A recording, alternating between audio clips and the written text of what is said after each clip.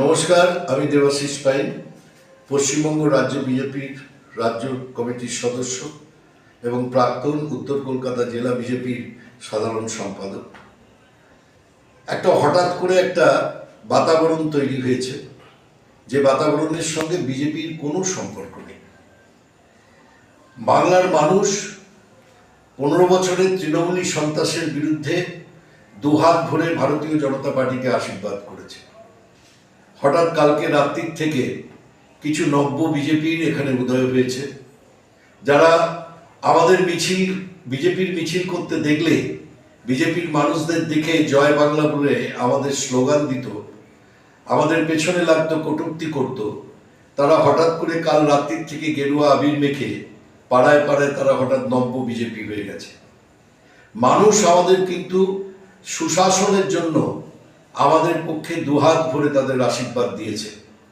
আমরা যারা বিজেপি করি এবং রাজ্য সভাপতি এবং শুভেন্দু অধিকারী, রাজ্য স্তরের সমস্ত দায়িত্বশীল পদাধিকারী নেতৃত্ব এই নির্দেশ দিয়েছেন যে আমরা মানুষের কাছে কোনোভাবেই বিজেপিকে ছোট করতে পারব না।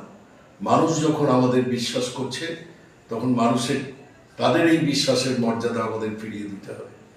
বিজেপির যারা আমার সহকর্মী বন্ধুরা আছেন তাদেরকেও বলি, এই হঠাৎ করে রাতারাতি গেরুয়া আবির মেখে যারা বিজেপি হয়ে বিভিন্ন জায়গায় সন্ত্রাস করছে, সব কিন্তু তৃণমূলের ছদ্মবেশে আমাদের মধ্যে ঢুকে আছে।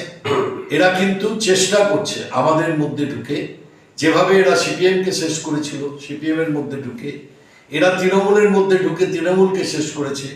একই কায়দায় এরা কিন্তু বিজেপিকেও মানুষের কাছে খারাপ করতে চাইছে।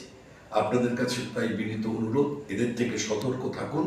ভারতীয় জনতা পার্টিতে এইভাবে যোগদান করা যায় না।